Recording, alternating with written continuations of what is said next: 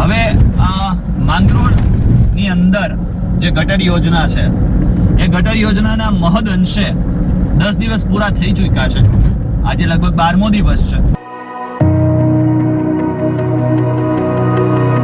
Hello guys, welcome back to my new video. મિત્રો, સ્વાગત કરું છું આજના વિડીયોમાં તમારું. માંગરોળથી કેશોદનો જે રસ્તો છે એ રસ્તા ઉપર અવારનવાર જે રિક્ષા ચાલકો છે, રેગ્યુલર જે વાહન ચાલકો છે, જે સફર કરે છે, એમ્બ્યુલન્સ છે દર્દીઓને લઈ જવા માટે કરીને, ત્યાર પછી માલવાહકો વાહન છે, આ બધા જે કંઈ પણ વાહન ચાલકોને ઘણી બધી આ રસ્તાથી તકલીફો પડી રહી હતી.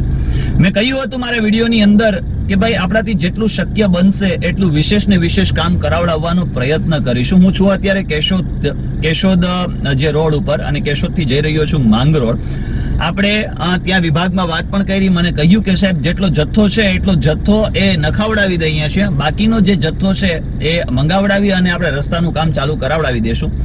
મિત્રો, કહેવાય ને કે તમારી અંદર એ કામ કરાવડાવવાની દાનત હોવી જોઈએ, લોકો પ્રત્યેનો તમને પ્રેમ હોવો જોઈએ, અને લોકોને જ્યાં તકલીફો પડી રહી છે અને એ લોકોને ક્યાં વધારે ને વધારે આપણે ઉપયોગી થઈ શકીએ, ઉપયોગી બની શકીએ. મિત્રો, ક્યાંથી રસ્તો ચાલુ કર્યો છે બનાવવાનો એ હું તમને બતાવી દઉં એટલે તમને ખ્યાલ આવશે.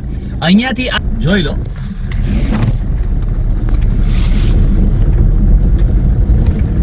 અહીંયાથી આ વન સાઈડ એટલે કે આ એક સાઈડ રસ્તો બનાવવાનું કામ ચાલુ કરી દીધું છે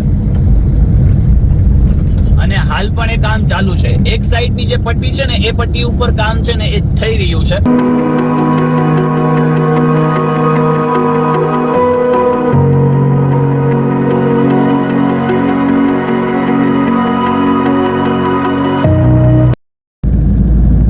અહીંયાથી આ જે રસ્તો છે એટલે કે કેશોદથી આપણે એન્ટર થઈએ છીએ માંગરોળ જવા માટે કરીને, અને ત્યાંથી જે આઈટીઆઈ છે, આઈટીઆઈ પડે છે, એ આઈટીઆઈ સુધીની અંદર એટલે કે આગળ સુધી કામ ચાલુ છે. પરંતુ એક સાઈડ વન સાઈડ એટલે કે જાવકની ડાબી બાજુ અને આવકની જમણી બાજુ, જાવકની ડાબી બાજુનો રસ્તો એ લોકોએ તૈયાર કરી નાખ્યો છે, જ્યારે આવકની જે જમણી બાજુ છે એ જમણી બાજુ ઉપર અહીંયા જુઓ કામ ચાલુ છે.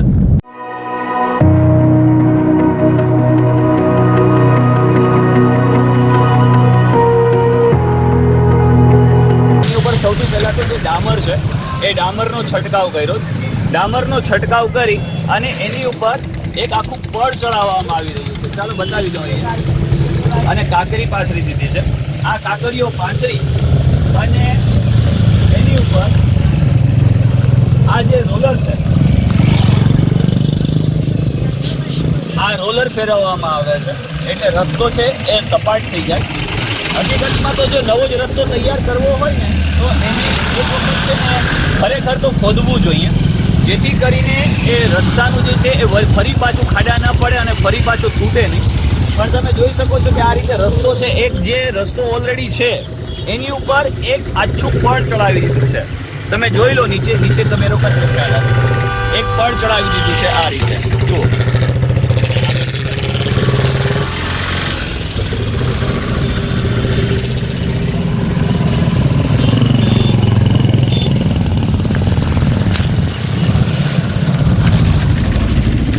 જો અહીંયા છે ને આ 1 ઇંચનું પડ ચડાવી દીધું છે આ રીતે.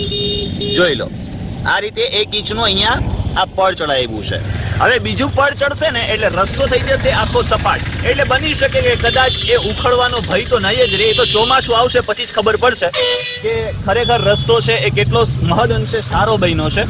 પરંતુ આગળ જ્યાં સુધી બન્યો છે ત્યાં સુધી હું તમને બતાવું.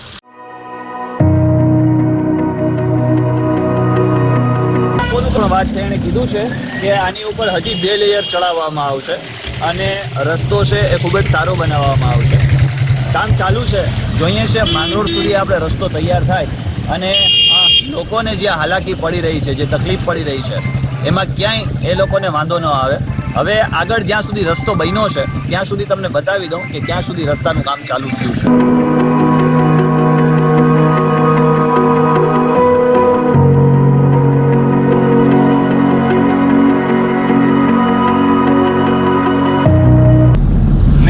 તમે જોયું ને કેશોદના જ્યારે આપણે શરૂઆત કરીએ છીએ બ્રિજ પછીથી, ત્યારથી માંડીને અહીંયા સુધી જોઈ લો, આ રસ્તો છે એ રસ્તો પણ તૈયાર થઈ ગયો છે. અને એ જે છે એ ટીંડોડી વાળો જે રોડ છે આગળ જે કેશોદ પીજીવીસીએલ લાગુ પડે છે અહીંયા સબસ્ટેશન છે ત્યાં અહીંયા સુધી આ રસ્તો તૈયાર થયો છે.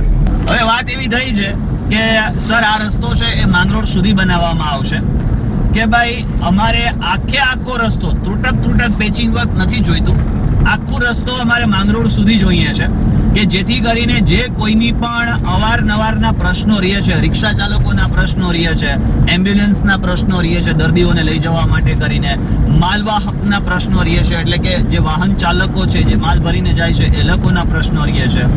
મિત્રો, કામ કરવાની જો દાનત હોય અને કામ કરાવડાવવાની દાનત હોય તો ગમે એવું કામ હોય એને સરળતાથી પાર પાડી શકાય.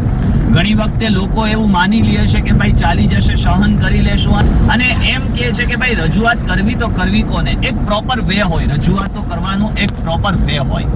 જે ફિલ્ડ છે એ ફિલ્ડની અંદર જઈને જો તમે રજૂઆત કરો છો, તમારી નમ્રતાથી તમે વાત કરો છો, લોકોને પડતી મુશ્કેલીઓને તમે ત્યાં રજૂઆત કરો છો, વાત રાખો છો, તો બની શકે કે જેટલું શક્ય બને એટલું તમે આજના ઉદાહરણથી જોઈ શકશો કે ભાઈ જેટલું શક્ય બને એટલું ત્વરિત ધોરણે તાબડતોડ કામ ચાલુ કરી દીધેલું છે. લોકોના પ્રશ્નો આવે છે, હું કામ કરી રહ્યો છું.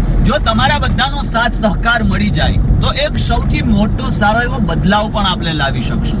એ ત્યારે જ શક્ય બનશે જ્યારે તમારા બધાનો સાથ સહકાર હશે.